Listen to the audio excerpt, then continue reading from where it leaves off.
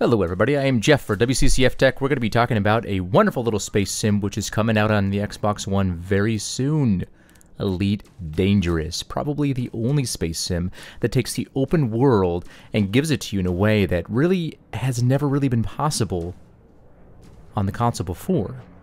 CQC for Elite Dangerous is the bread and butter of this bad boy, and it is definitely working very well on the Xbox One. It works well with the controls. It's fun. It's exciting. It's easy to get into because it's a very light mode that you can play, and it's actually not that challenging depending on your actual own skill. It takes a while to get used to the controls, but once you get used to those controls, it's actually pretty easy to at least fly around and do some fun little tricks. Aiming, on the other hand, of course, is a little bit difficult, especially when you have pulse lasers, because you have to be very specific at what you're aiming at and what you're actually trying to hit.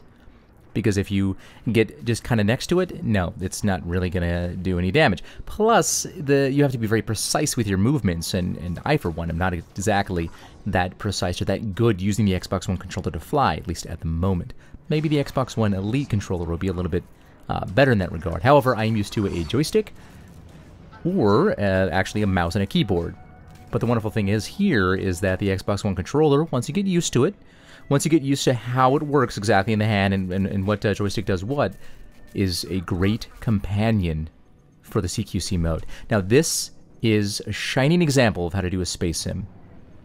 The actual game itself, the open world Elite Dangerous game, is definitely full of a lot of different things to do. It has a much slower pace to it, but this is a great reprieve to that. To keep in mind, this, of course, is the preview build. This is a beta. This is before it's releasing. It's releasing on October 6th, 2015. And this does show that this game has a lot of potential, because the CQC mode, I swear to God, it's one of the most exciting games or portions of a game that I've played in a long time. And quite frankly, it's a lot easier to get into than I thought it was going to be, although I can't hit anything. As you can see here, I just run into asteroids for some reason because I don't know where my ship is. I run into other ships because I'm trying to play chicken, and for some reason they don't like that, and so they don't even move either. It's really kind of funny. Anyway, but it is fun to sort of maneuver your ship around like that, and it's kind of exciting. Really enjoyable. It's a really enjoyable experience. And CQC, ladies and gentlemen, Elite Dangerous CQC mode.